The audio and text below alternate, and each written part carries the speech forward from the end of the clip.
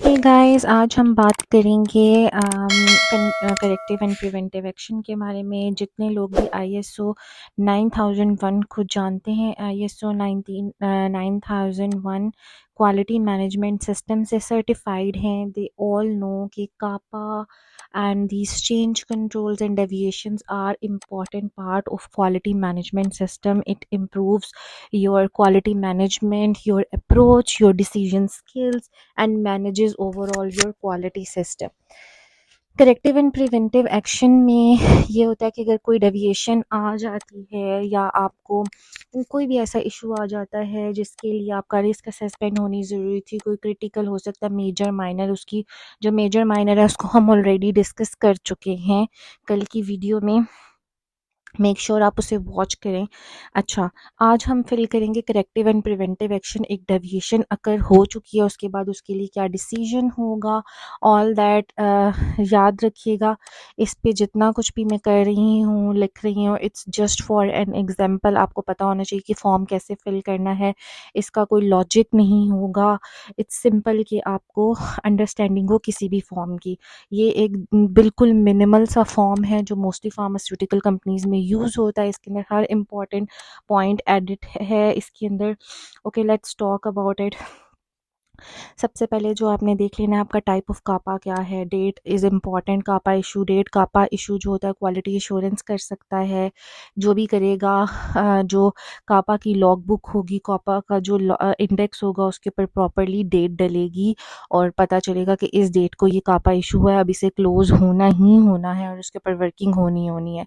कापा के टाइप्स आ गई, हम कल डिस्कस कर चुके हैं, मेजर माइनर क्रिटिकल।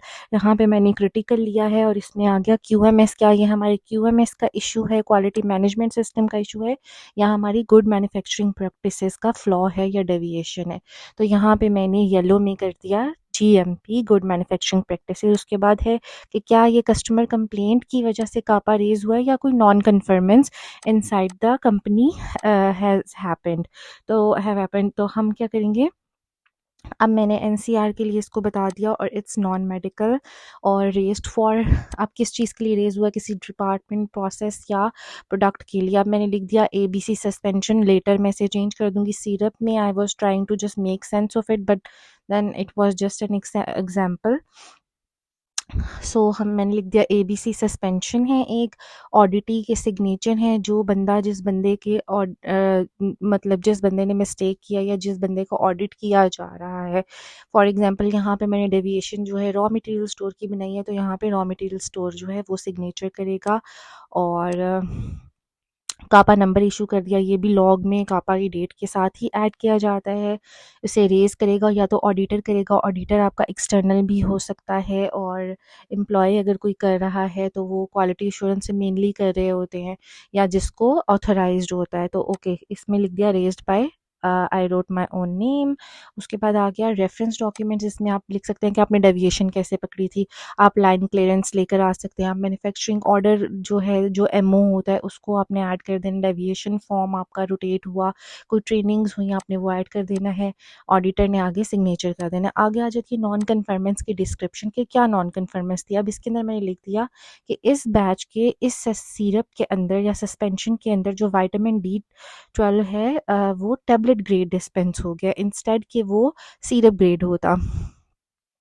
उसकी वजह से क्या हो गया, जो सिरप ग्रेड होगा वो थोड़ा पार्टिकल साइज उसका कम होगा और जो वो इजीली जो है ब्लेंड हो जाएगा। ऑल दैट, वो सारे कॉन्सेप्ट्स को माइंड में रखते हुए, तो ये इस तरह की जो है डेविएशंस अक्सर कंपनी में आ जाती हैं।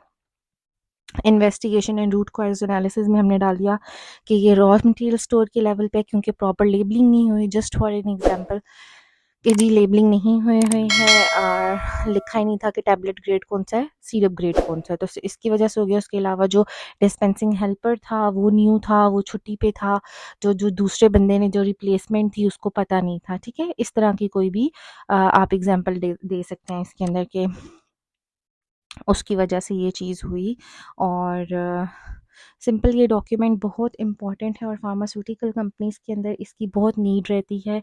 आपका अच्छा है कापा बनता है, रिकॉर्ड बनता है और उसके ऊपर सारे डिपार्टमेंट्स की डिसीजन जो है आ जाती हैं। अब इसके अंदर मैंने ये चीज़ शो कर दी कि ये किस स्टेज पे पकड़ा गया था, ये जो आपकी डेविएशन है ये आइडेंटिफाई हुई कि ये आपकी क्यूए ने भी नहीं है, जिसमें जो जो इसके अंदर होगा ऑडिटी में आ जाएगा। जिस तरह से for example major deviation is of raw material store, deviation उसकी होगी, लेकिन इसमें आपने लिख देना है कि कौन बंदा जो रूट कॉज एनालिसिस में आपका आ सकता है कि नेग्लिजेंस है या तो क्वालिटी एश्योरेंस ने ड्यूरिंग लाइन क्लियरेंस उसको रोका नहीं, या प्रोडक्शन ने ड्यूरिंग रिसीविंग उसको नहीं देखा, उसके बाद वो नीचे गया, नीचे जाकर जो है या ऊपर गया, जो भी आपका जो भी लाइक आपके उस सेक्शन में चला गया, मिक्सिंग सेक्शन में, ग्रैनुलेशन सेक्शन में चला गया, वहाँ पर जाकर, या आपकी लिक्विड्स मिक्सिंग में चला गया और वहाँ पर जाकर पता चला कि जी आफ्टर मिक्सिंग ये चीज़ आइडेंटिफाई हुई कि जी सिरप है उसकी ब्लेंड प्रॉपर नहीं, सिरप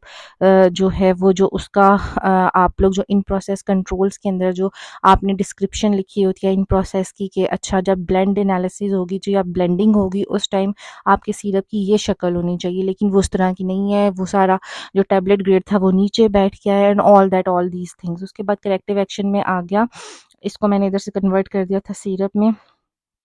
करेक्टिव एक्शन में ये चीज़ आ जाएगी कि जी जो था जो आपकी कोई आप लोगों ने कुछ कंपनीज में होता है टेक्निकल बोर्ड बना होता है, इस तरह की जो हैवी किस्म की क्रिटिकल डेविएशन हो जाती है उसमें बोर्ड बना होता है, बोर्ड डिसाइड कर देता है और उसके बाद वो डिसीजन आगे आ जाता है। फॉर एग्जांपल मैंने इसको सिंपल कर दिया, इसको R&D वगैरह में कुछ भी नहीं, एट टाइम जो छोटी कंपनीज होती हैं वो R&D में भी फॉरवर्ड कर देती हैं और बड़ी कंपनीज भी कर सकती हैं, अगर वहाँ पर चांस हो कि वो आपकी प्रोडक्ट की स्टेबिलिटी को अफेक्ट नहीं करेगा तो उसमें ये आ जाता है। फिर उसके बाद क्या होगा, इसमें मैंने सिंपल लिख दिया कि टेक्निकल कमेटी की डिसीजन हुआ और उसने ये लिख दिया कि हमने इसको डिस्ट्रक्ट कर देना है, मतलब हमने इस सब को डिस्ट्रॉय कर देना है, डिस्कार्ड कर देना है, और वो जितना भी लीटर का बैच होगा जो भी उसका होगा वो डिस्कार्ड हो जाएगा। और प्रिवेंटिव एक्शन में आपने क्या कर लेना है, प्रिवेंटिव एक्शन में बेसिकली होता है quality risk assessment next time हो जानी चाहिए इस चीज़ की, अगर अभी तक नहीं हुई थी उसकी भी आप डेविएशन बना सकते हैं। खैर क्वालिटी रिस्क असेसमेंट आ जाएगी उस चीज़ की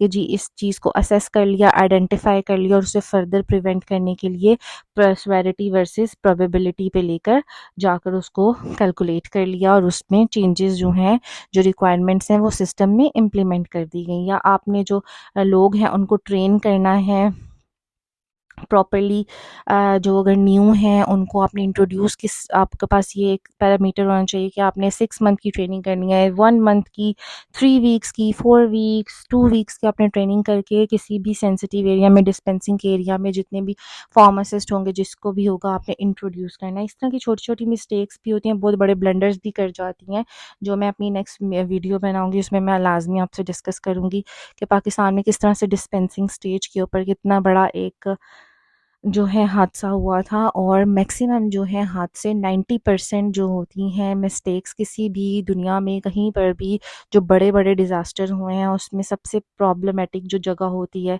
that is your lab, dispensing, sorry lab नहीं सॉरी डिस्पेंसिंग, लाइक जहाँ पे जब डिस्पेंसिंग गलत हो जाती है रॉ मटेरियल स्टोर पे तो उस उधर से ही सारा जो है डिज़ास्टर चलता है। अच्छा नेक्स्ट जो चीज़ आ जाएगी उसमें ये है कि जी आप रोटेट कर देंगे, सब अपने अपने कमेंट्स देंगे, अगर किसी को लगता है कि इसमें कोई चीज़ मिसिंग है वो ऐड कर देगा अपना कमेंट। मेक श्योर कि हर कोई जो है अपने कमेंट्स अपने कमेंट बॉक्स में लिखें, कोई किसी को ब्लेम गेम ना करे। एट टाइम्स नॉन प्रोफेशनल लोग जो होते हैं जिनको प्रॉपरली पता नहीं होता जीएमपी डॉक्यूमेंटेशन का, एट टाइम्स वो एडवाइसेस दे रहे होते हैं और वो ब्लेम गेम्स कर रहे होते हैं, ये जीएमपी डॉक्यूमेंट्स होते हैं। मेक श्योर अगर आपके पास ऐसा कोई डॉक्यूमेंट है, don't write anything rubbish on such kind of documents, it's important and it's part of your training, your professional training, आपको एज अ फार्मासिस्ट भी इस चीज़ का पता होना चाहिए। उसके बाद क्या होगा, एक्शन एंड रिव्यू, इसमें क्या कर दिया, production manager, quality control manager, quality assurance, in case आपने R&D ऐड करना है,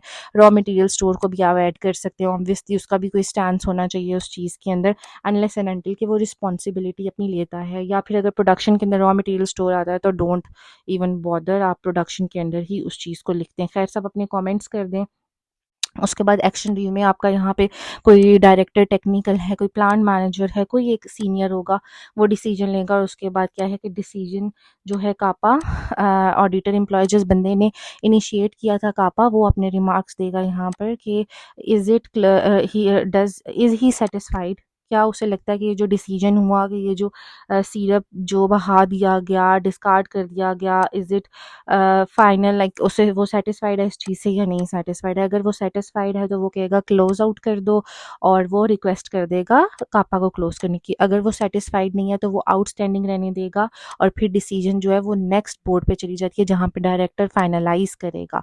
डायरेक्टर को भी शुरू में साइन नहीं करने, वो फिर जब एक चीज़ में जब डिसीजन नहीं हो रहा होगा तो वो फिर जाकर आपका फाइनल डिसीजन लेगा, और that is your decision, like जिसके ऊपर कंपनी फिर अफेक्ट करेगी और प्रोसेस करेगी उस चीज़ को।